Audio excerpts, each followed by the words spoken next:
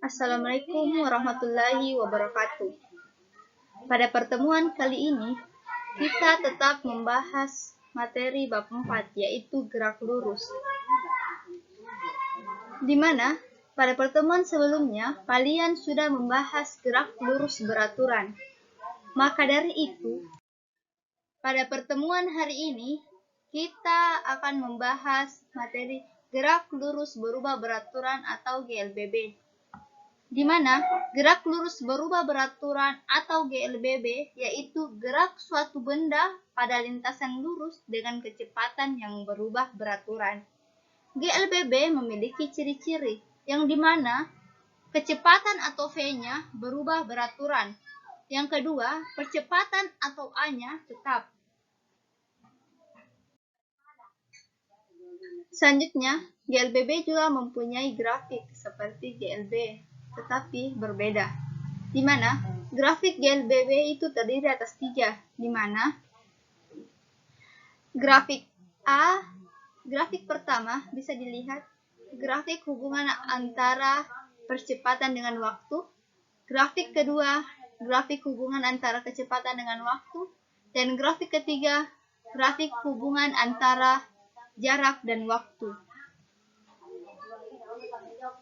Di mana GLBB juga mempunyai rumus.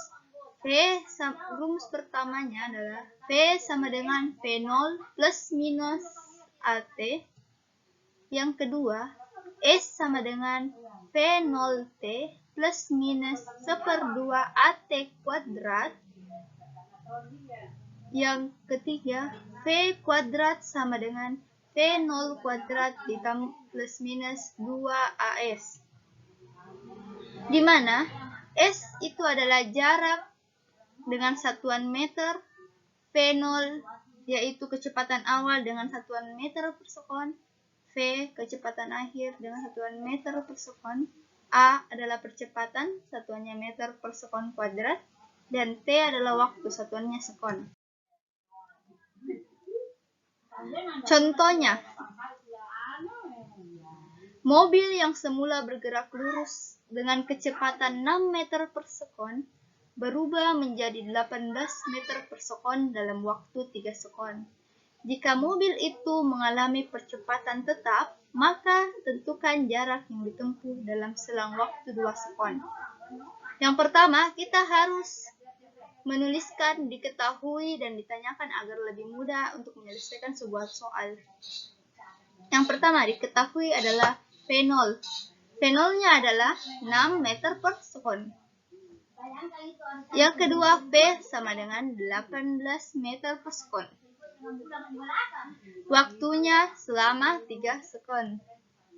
Di mana mobil tersebut mengalami percepatan tetap, maka A-nya sama dengan tetap. Ditanyakan jarak yang ditempuh dalam T sama dengan 2 sekon.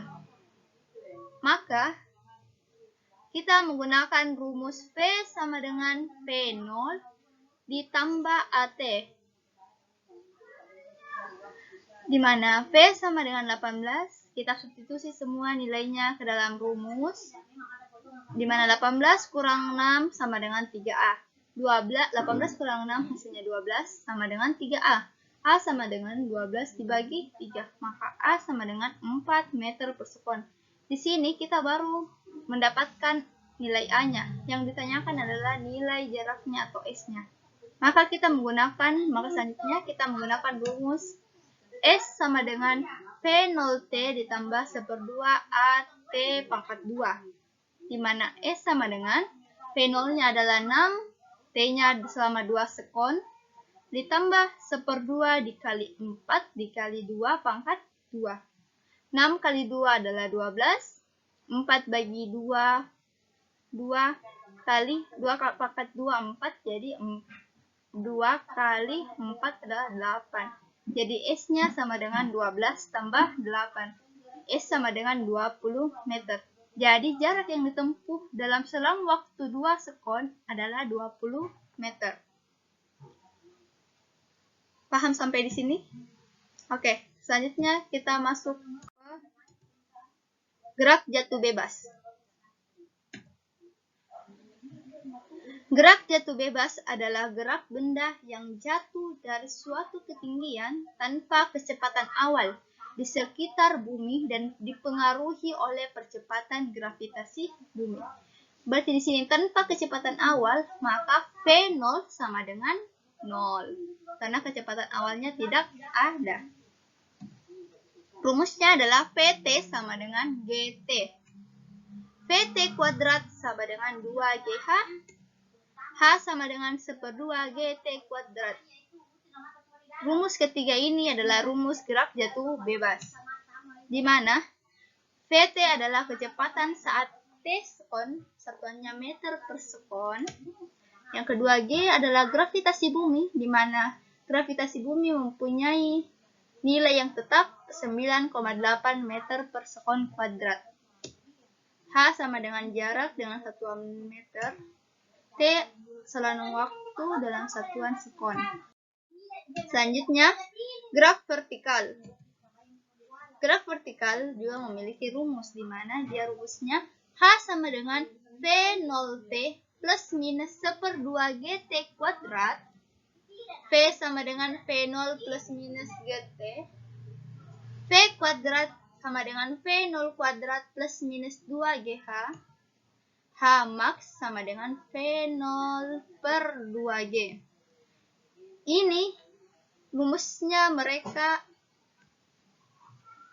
terdapat plus minus, di mana jika ke atas, geraknya ke atas, maka kita menggunakan negatif karena dia melawan arah gravitasi bumi. Jika jatuhnya ke bawah atau geraknya ke bawah, maka dia nilainya positif karena searah dengan gerak percepatan gravitasi bumi. Di mana H diketahui adalah jarak perpindahan dengan satuan meter. V0 sama dengan kecepatan awal meter per sekon. V sama dengan kecepatan dengan satuan meter per sekon. G yaitu gravitasi bumi dengan ketetapan 9,8 meter per sekon kuadrat. T adalah selang waktu. Saya akan memberikan contoh soal kepada kalian, di mana soalnya adalah seseorang melempar benda ke atas dengan kecepatan 20 meter per sekon. Berapa kecepatan saat T sama dengan 3 sekon dan tinggi saat T sama dengan 3 sekon? Terlebih dahulu kita harus mendeskripsikan, diketahui dan ditanyakan agar lebih mudah dalam mengerjakan soal.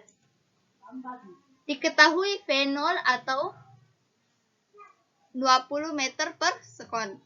Ditanyakan V kecepatan saat T sama dengan 3 sekon dan H saat T 3 sekon. Penyelesaian pertama adalah V. V sama dengan V0 dikurangi GT. V sama dengan dimana V0-nya adalah 20 dikurang G-nya 9,8 dan dikali waktunya adalah 3 sekon. Jadi V sama dengan 20 dikurangi 29,4. V sama dengan minus 9,4 meter per sekon. Mungkin kalian di sini bertanya, kenapa hasilnya minus? Arti dari minus pada hasil kecepatan itu berarti bahwa benda tersebut ketika dia naik vertikal, dia naik ke atas, maka kecepatan benda tersebut itu sampai benda tersebut kembali ke bawah tetapi tidak sampai pada permukaan. Jadi, itu artinya minus. Selanjutnya kita mencari ketinggian pada saat 3 sekon, di mana rumusnya adalah H sama dengan V0T dikurangi 1/2 GT kuadrat. H sama dengan 20 dikali 3 dikurangi 1/2 dikali 9,8 dikali 3 pangkat 2. Jadi H sama dengan 60 dikurangi 44,1, di mana H sama dengan 15,9 meter. Jadi benda tersebut, tingginya benda tersebut saat T 3 sekon atau saat waktu 3 detik, dia berada pada ketinggian 15,9 meter. Oke, baiklah, sampai di sini kalian sudah paham semuanya. Sekian dari materi hari ini. Assalamualaikum warahmatullahi wabarakatuh.